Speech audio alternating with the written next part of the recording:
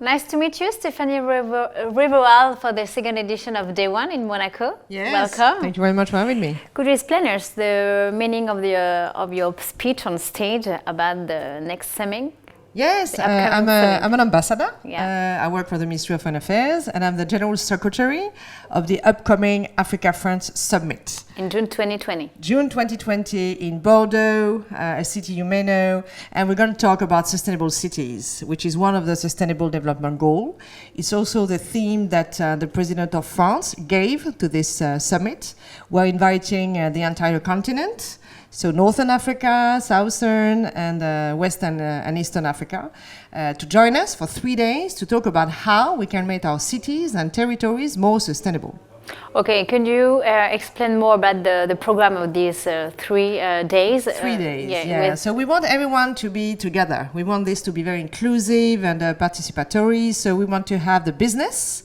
Because ultimately, if we talk about mobility, access to services, water, energy, waste management, if we talk about feeding the city, connecting the city, even building affordable housing, we have to involve the private sector. So we're hoping 500 African and French companies from big groups to SMEs to come and present their solution on how they can contribute to making the cities more sustainable. But how can we do this without civil society, the ultimate beneficiary of all this work? So the people working in cities will be also there from France and Africa. We are inviting the mayors and local government because they are the one who knows the need and who are leading the projects.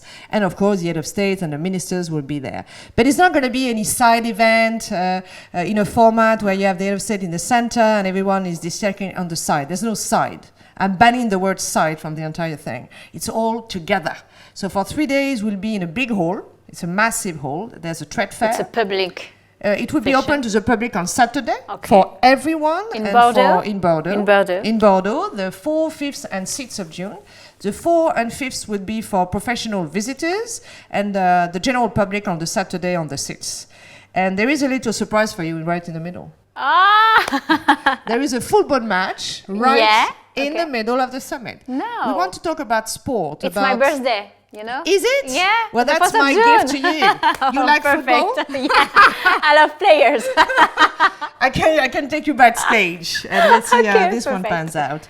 So we're going to have everyone together explaining what they want, explaining what they do all across Africa. Some projects are being done, say, in Dakar, and they're not known to the people in Nairobi, or they're being done in Casablanca, Marrakesh, but they're not known in Lagos or Johannesburg or Cape Town. So it's a big moment for everyone to share their experiences.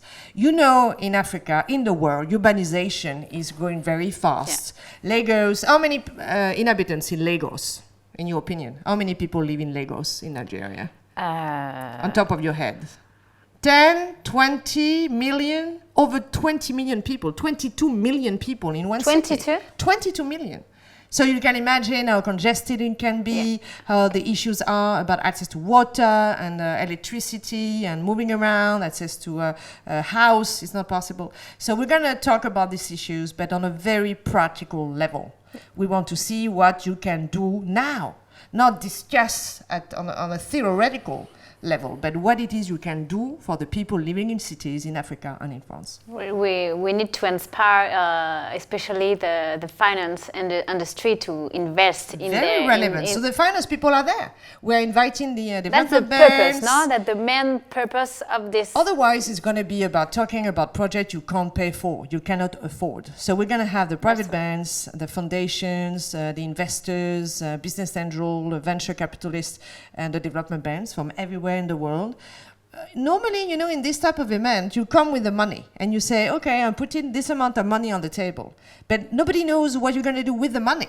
So the money stays there and possibly some projects come to get the money. I'm going to do the reverse here. You come with a project, you come with a solution, you put a price tag on it, and now 100 put the million, money and then you turn to the money people to get the money. But you don't build the project in order to get the money. You build a project in order to address the issue and the needs of the people, and then you get the money on the second, part of it. So, but they're going to be there in order to make this very real for the people in Africa and in France. And for the last question, what's driving you as a person? Yeah, no, as a person, as a woman, and as a citizen and as a mother. I'm very passionate. I'm like you, so I care about the environment. I can feel it. Yeah. I care about the future. I have 3 children. I want to leave behind something more sustainable. We're not living a sustainable way. The cities in France are not sustainable, so we have nothing to show to anyone in terms of our cities. We have issues with pollution, with access to affordable housing. It's for everyone. Mobility. We have good projects. We have tram and we have the metro and we have electric buses, but we need to do much more. What about the use of plastic? How we're feeding ourselves, so many issues are there. And our children, people about 20 years of age and the younger people, they feel it. They know it. They know the planet is dying. They know we're destroying everything, including ourselves. We are feeding ourselves poison. So we need to address these issues. I'm passionate about that. I spent 10 years in the humanitarian sector. I spent 10 years in banking, so I know the money people. They're not evil. They're here to pay for the projects. If in the driving seat, we need to drive them, you have the project leader and you don't have the finance people, then it's fine. It has to start with the project. And I know in Africa, there's a lot of innovation. It comes from men, it comes from women. I believe very much in the power of women.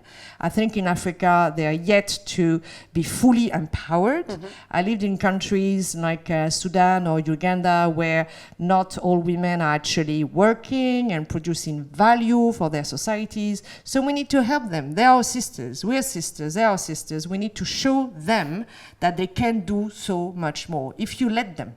So I'm launching a challenge. It's called the Challenge of the 1,000. I am paying for the trip and the lodgings of 1,000 entrepreneurs. Half of them... From Africa. Half of them will be women. I'll be told, but you're doing positive discrimination, and in fact the women, we're not going to find enough. I'm challenging you to find these 500 entrepreneurs, women who are doing business which is actually working and is addressing so many issues about social and the environment. Okay, so thank you so much, Stéphanie Rivoal, and hope to see you in June. And I'm inviting you officially, of course. 4th, 5th, and 6th, so you'll be there, Perfect. You'll be commenting, and please tell us if we're doing right in our approach to invite everyone and to be very much on what it is we're doing and not what we're saying. I'm on it. Thank you so much, Stéphanie. Thank you.